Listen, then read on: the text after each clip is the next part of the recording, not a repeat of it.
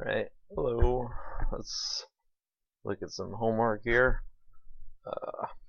So on the back of the mean, median, and mode paper, there's a couple questions we didn't get to talk about specifically. So if you're not familiar with them, they could be a little bit tricky. So one of them said Martha's math teacher gives 5 tests. Martha's got to maintain this average to keep her phone privileges. Good parents, right? So on her 4 tests, she got 79, 87, 63, and 85. What does she need to get an 80 average? Alright, so this is a little bit different from average problems because usually they give you all the scores and tell you to calculate the average. But this time, you have the average, you need to work backwards towards the score. So if we think about the process it takes to find average, we would say, we would add up all of our scores. We have 1, 2, 3, 4, plus this last one we don't know about, right? We would add all these together, and that would give us some sum, right? Then we would take that sum and we would divide it by the number of tests here. So it would be divided by 5, and then our final answer would have to be 80. Right? So let's not even put in these 4 scores. Let's just think how this can work. So 5 divided into some number gives us 80. So we could think we're working backwards. So instead of saying dividing, the opposite of dividing is to multiply. So what is 80 times 5? And that is 400, which means the sum of our 5 test scores should be 400. Because then if we divide it by 5, we want an average of 80. Okay. So then come over here. We need 5 numbers that add up to 400, but we know 4 of them are 79, 87, 63, 85, and we don't know what this last one is, so we can call it X. Okay. So add these 4 together. So 79, 87, 63, 85. So this is 10, 19, 24, and then 10, 17, 23, 31, so 314. So 314, just the sum of these 4 plus some number has to equal 400.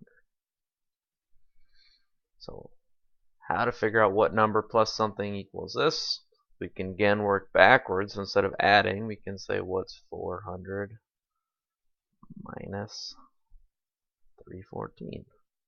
And we borrow a little bit and we can see that that's 86. So what does her last grade have to be? It has to be an 86.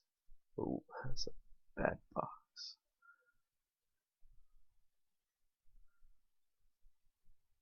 That's it. So what we do, if you get a problem like this, instead of adding them all up and then dividing, we just work backwards. So we multiplied and then subtracted. And the more you practice these, the more you see like, oh, okay, that makes sense.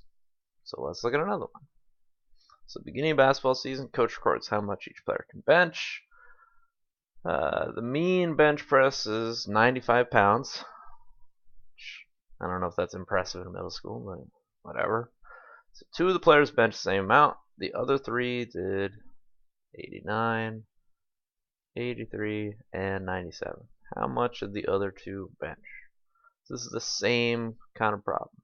We've got 3 numbers that we know.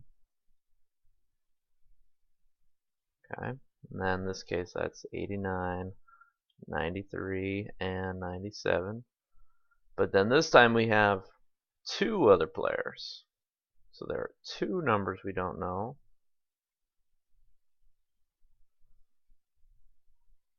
Okay. But it tells us that they did the same amount of weight. So if this is some missing number, this other kid has the exact same missing number. So they're both just X. Okay. On the other side, this is going to add up to something. We don't know what. And we know we're going to take that number. We're going to divide it by the number we just added. We added 5 totals here, so we're going to divide it by 5. And that should give us a total, or an average of 95. And if we have this much information, we can work backwards and see what this total needs to be. So instead of dividing, we say what is 95 times 5? So this is just 25 and 47. So we know all 5 added together is going to be 475. That's the first part. Now we take a look at our total here. So 89 plus 93 plus 97. So that's just 19, 10, 18, 279. So 279 plus. Now what we can do here, we can say if we have an x plus another x, if we called this anything, if this was a cookie and this was a cookie, well, cookie plus cookie is just 2 cookies, or x plus x is just 2x. And that just simplifies it a little bit there. And this has to equal 475. And then again, we just work backwards. So we take 279 away from both sides. So let's move some of this. It's getting a little messy here. All right.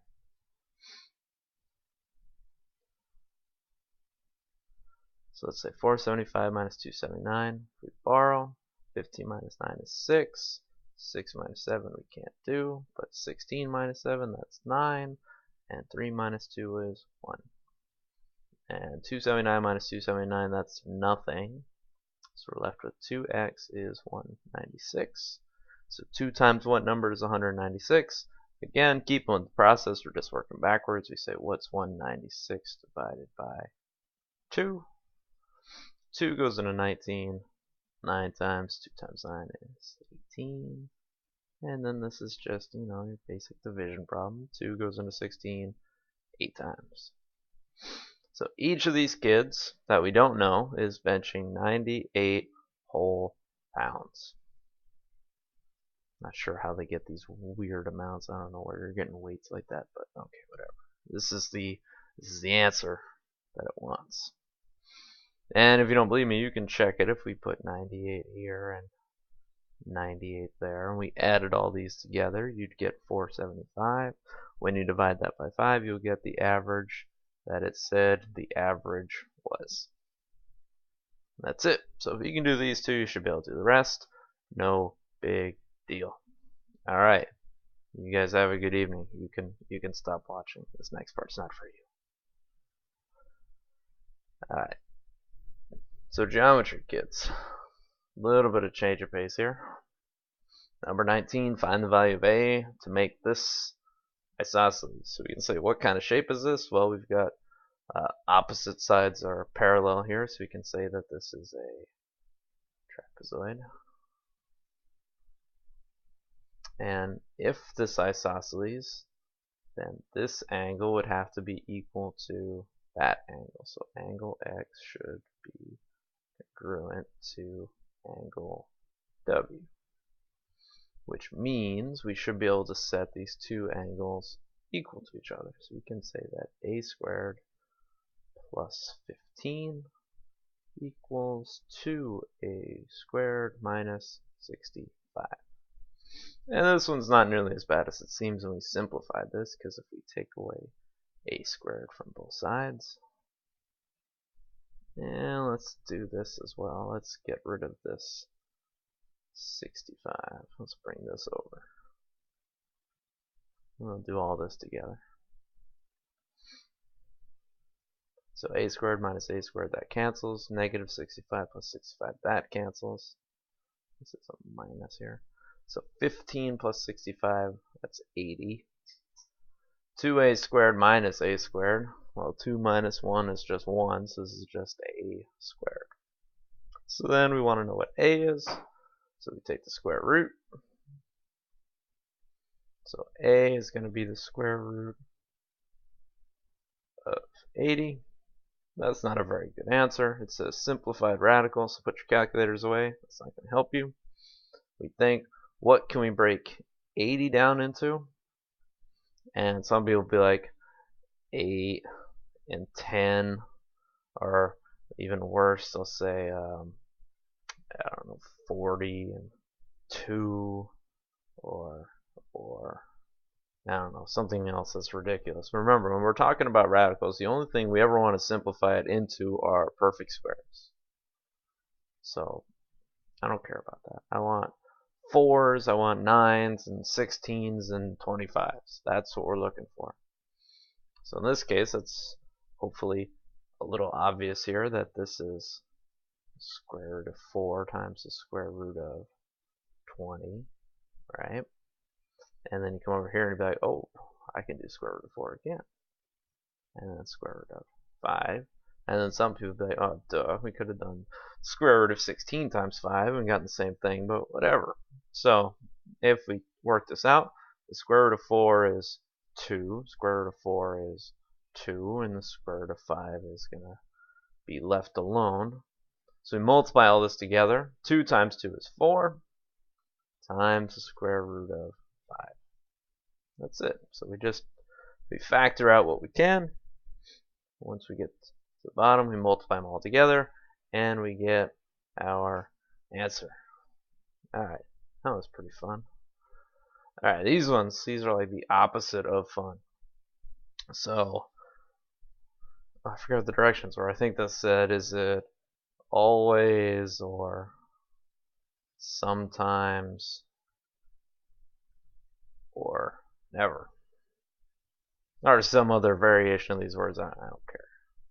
Alright, let's see. Opposite angles of a trapezoid are supplementary. So we say a trapezoid. I think I have a trapezoid here somewhere. Okay. So here's our nice isosceles trapezoid.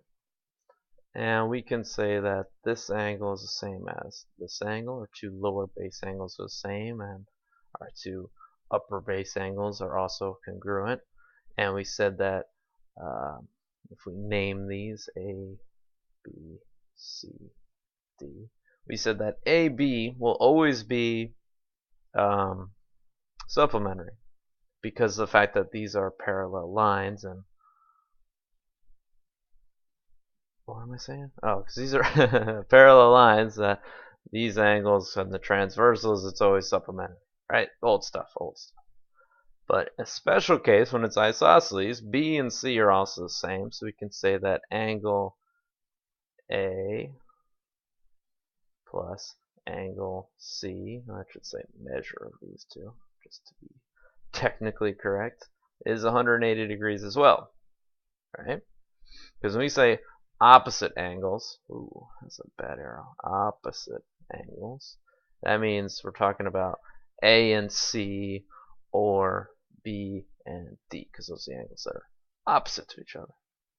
So in an isosceles trapezoid, this is true. A and C are supplementary, and B and D are supplementary. Okay? So is this true always, though? So if we did another trapezoid, which I don't have, so we're just going to have to draw it the best we can here. Like that.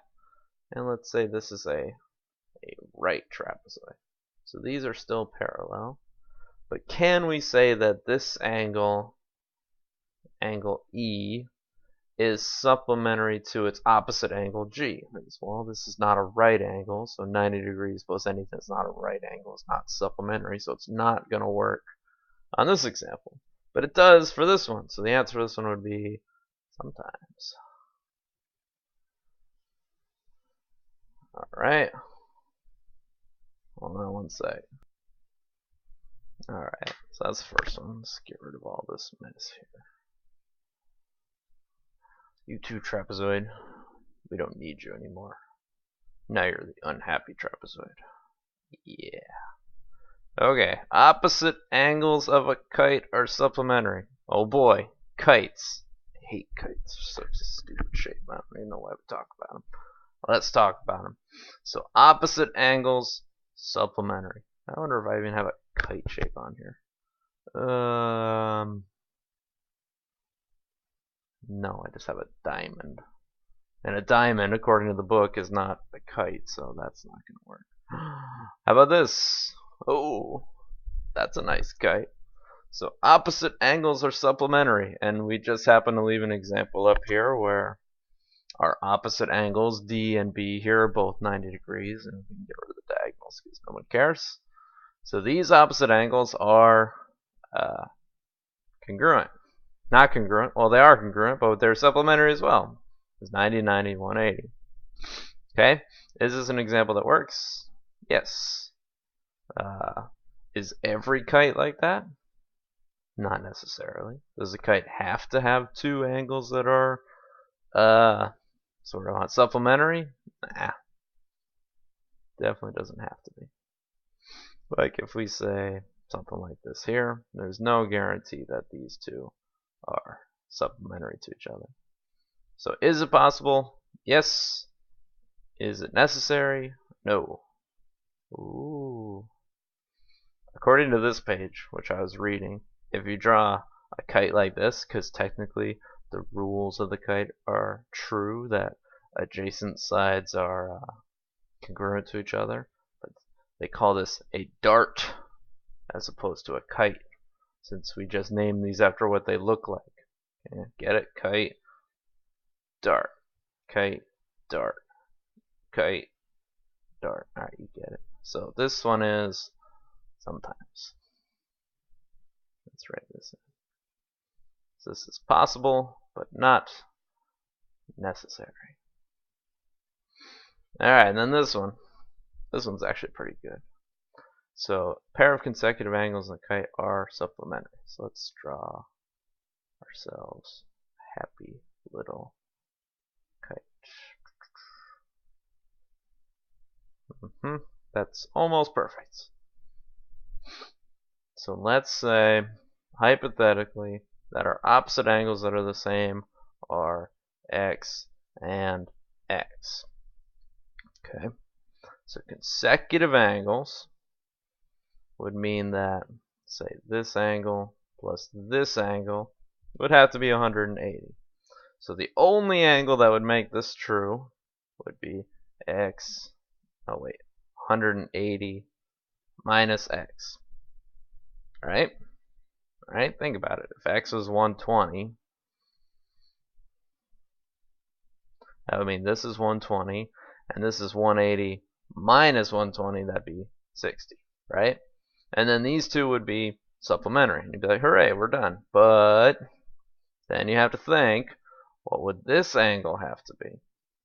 And for this to work, right, if this is a quadrilateral, it means all of our angles add up to 360. So this has to be 120 because opposite angles, at least one pair is the same.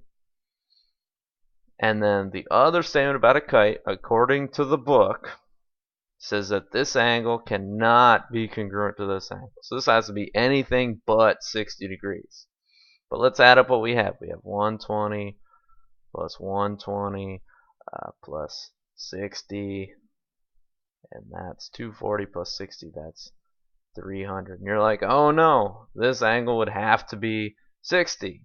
And in this case, we no longer have a kite. We have some sort of other shape that's not a kite. And if it's not a kite, who cares? So is this possible? No. Not, never, ever. Okay? That's your exact answer. If you don't put that, it's wrong. No, not, never, ever. Okay? And you can try this with other numbers. I mean, we picked 120. That's sort of arbitrary. You can pick any number and you get the same results. This can't happen. Okay? But think about what the shape would be called. Think about it. You know this answer. Alright, a couple more. Some basic math questions here. 27. One pair of parallel sides.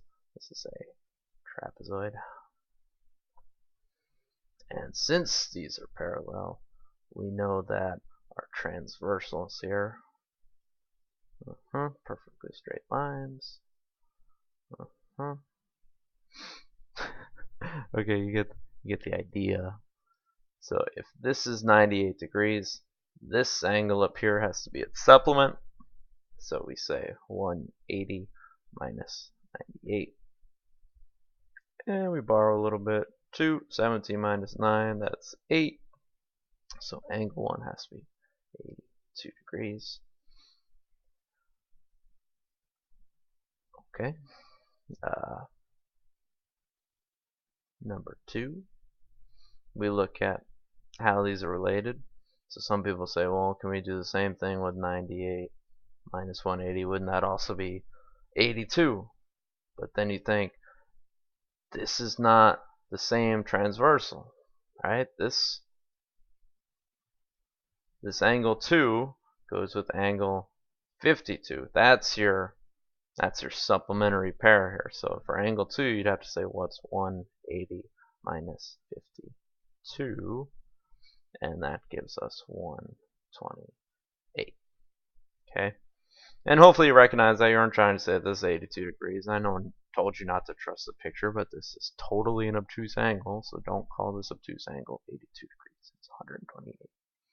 But don't trust the picture. But in this case, you totally trust the picture. It's obtuse. Okay? Transversals. Look it up. We've done it. Transversals. Like the best thing ever. I get stars around them. Hold on. I've got stars somewhere. I had stars. Now it's... Oh no, stars. There it is. I know it. Da, da, da. Okay. One more. 29. Less stars. This is kind of like the one we did in class today. This is kind of a good question. It's my only redeeming part of kites, I guess. So what is angle 1? What is angle 2? So we said that if we look at this instead of as a kite, but rather two isosceles triangles, right? So who doesn't love isosceles triangles? So if we look, these two sides are the same, which means these two angles are the same, which means this is 74 degrees. Okay. And then we can say 74 and 74 plus what equals 180. So 74 plus 74. And that's 148. And if we take that away from 180, 32. Okay. So this whole thing is 32 degrees. And then you think, well, is this a bisector? Is this 16 degrees? I don't remember. I wasn't really paying attention to my rules. But I do remember that the diagonals of a kite will always make perpendicular angles. So this is a right triangle here, which means if we think of this smaller triangle, we can do the same thing. Because we have two angles of this triangle. We know one's 74 and one's 90. So 90 plus 74. I hope this works out. This will be embarrassing if it doesn't. This is 164. And then if we take that away from 180, and we see that works out pretty nicely. So this is 16 degrees. Okay. So we're all done with the left side. Now we come over to the right side. Make another happy isosceles triangle.